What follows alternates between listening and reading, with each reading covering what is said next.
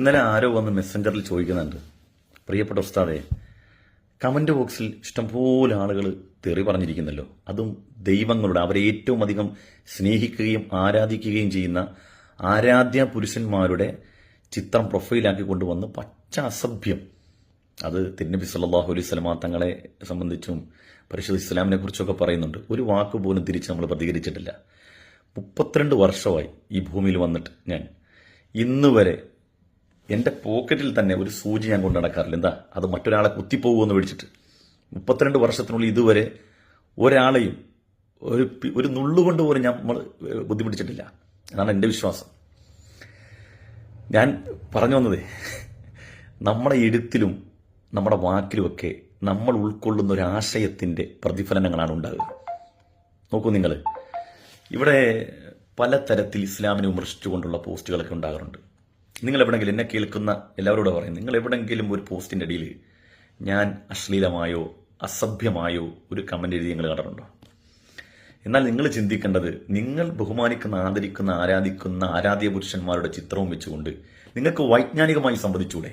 നിങ്ങളുടെ ആശയങ്ങൾ സുന്ദരമായി, അഥവാ ഇസ്ലാം എന്നുള്ളത് അത് ഉൾക്കൊള്ളാൻ പറ്റാത്തൊരു ദർശനമാണെങ്കിൽ നൈതികമായി യുക്തിഭദ്രമായി ആ വിഷയത്തോട് നിങ്ങൾക്ക് മാന്യമായി സംവദിച്ചൂടെ? ഈ തെറി നിങ്ങൾ എത്ര നാളെ എഴുതി നിങ്ങൾ വിജയിക്കും? നിങ്ങൾക്ക് തോന്നുന്നത് ഇങ്ങനെ ഒരു പച്ച അസഭ്യം പറഞ്ഞാൽ ഈ പറയുന്ന ആളുകൾ തോറ്റുപോകുന്നു, അവർ മനോവീര്യം കെട്ടുപോകുന്നു. അങ്ങനെയല്ല. ഇതിലുണ്ടാകുന്ന ഏറ്റവും വലിയൊരു പോസിറ്റീവായ ഔട്ട്പുട്ട് എന്താ അറിയോ? ഇത് വായിക്കുന്ന നല്ലവരായ നിഷ്പക്ഷരായ മനുഷ്യരുണ്ട്, അവർ സംസ്കാരങ്ങൾ മനസ്സിലാക്കുന്നുണ്ട്. അങ്ങനെ എനിക്ക് ഒരുപാട് നല്ല നല്ല ബന്ധങ്ങൾ എനിക്ക് കിട്ടിയിട്ടുണ്ടെന്നുള്ളതാണ്.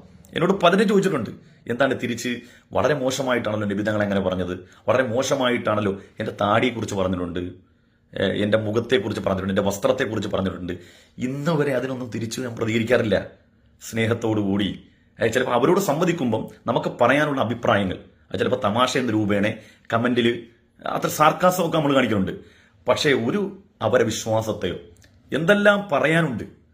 ഞാൻ എന്നെ സംബന്ധിച്ചിടത്തോളം ഭഗവത്ഗീതയും രാമായണമൊക്കെ സ്ഥിരമായി നമ്മൾ റെഫറൻസ് ചെയ്യുന്ന ഒരാൾ കൂടിയാണ്. എനിക്ക് എന്തെല്ലാം കാര്യങ്ങൾ എൻ്റെ ഉള്ളിലുണ്ട് അത് പങ്കുവെക്കാൻ ഒരക്ഷരം പറയൂല. അങ്ങനെ പറയാൻ പാടില്ല എന്നാണ് എൻ്റെ വിശ്വാസം എന്നെ പഠിപ്പിച്ചിട്ടുള്ളത്.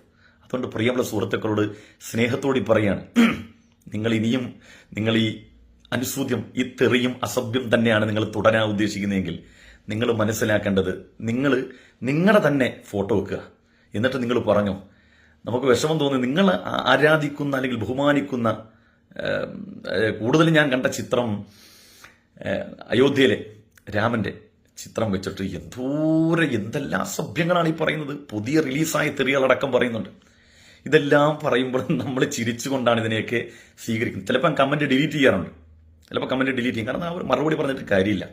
കാരണം അവർക്കത് മനസ്സിലാക്കാൻ കഴിയത്തില്ല. സുമ്മും ബുക്കും ഒമ്യും ഒമ്ല യൊർജുവൻ വിശുദ്ധമായി ഖുർആൻ പറഞ്ഞ പോലെ അവരെ കണ്ണുകളും കാതുകളൊക്കെ അടക്കപ്പെട്ടവനാണ്. അവരോട് ഇനി എന്ത് പറഞ്ഞിട്ടും കാര്യമില്ല, നമ്മൾ സംവദിച്ചിട്ടും കാര്യമില്ല. എനിക്ക് പറയാനുള്ളത്, നിങ്ങൾ ആശയപരമായിട്ടുള്ള സംവാദങ്ങൾക്കാണെങ്കിൽ നൈതികമായി നിങ്ങൾ എഴുതൂ, നമ്മളതിന് പ്രതികരിക്കാം. തെറിയോട് പ്രതികരിക്കാൻ എന്നെ കൊണ്ട് കഴിയില്ല, ഞാൻ അതിന് സഹായനാണ്. അതുകൊണ്ട് പ്രിയമുള്ളവരെ, നമ്മൾ എഴുതുന്നതും നമ്മൾ പറയുന്നതും നമ്മുടെ ആറ്റിറ്റ്യൂഡും അംബീഷൻസുകളൊക്കെ നമ്മൾ ഉൾക്കൊള്ളുന്ന ഒരു ദർശനത്തിന്റെ പ്രതിഫലനമാണ് എന്ന് എല്ലാവരും, മജ്ജയും മാംസമുള്ള ഹൃദയമുള്ള മനുഷ്യരെല്ലാം മനസ്സിലാക്കുന്നത് എങ്ങനെയാണ്. ഈ മുസ്ലിം സമുദായത്തിന്റെ ഒരു പ്രശ്നം എന്താ പറയട്ടെ, ഞാൻ നിങ്ങളോട് ഏതെങ്കിലും ഒരു കമന്റിൽ ഒരു ചീത്ത വാക്ക് പറഞ്ഞാൽ അതോടുകൂടി എൻ്റെ അഡ്രസ് കഴിഞ്ഞു.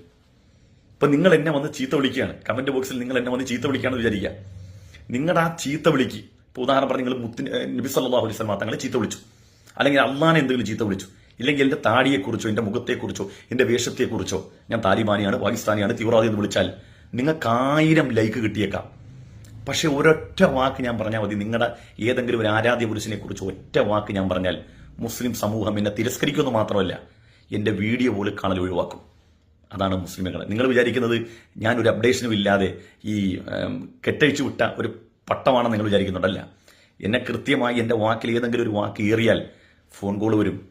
നിങ്ങൾ ആ പറഞ്ഞത് ശരിയല്ല, ഇസ്ലാമികമായി ഒരു മുസ്ലിമിനെ സംബന്ധിച്ചിടത്തോളം അത്തരം വാക്കുകൾ പ്രയോഗിക്കാൻ പാടില്ല എന്ന് പറഞ്ഞ് തിരുത്താൻ ആയിരക്കണക്കിന് ആളുകൾ എൻ്റെ പിന്നിലുണ്ട്. അതുകൊണ്ട് എൻ്റെ വായിൽ നിന്ന് അത്തരം വാക്കുകൾ വരത്തില്ല. അതുകൊണ്ട് ഈ ചെയ്യുന്ന പണി നിങ്ങൾ തുടർന്നുകൊണ്ടേയിരിക്കുക, നമ്മളത് ശ്രവിച്ചു കൊള്ളാം.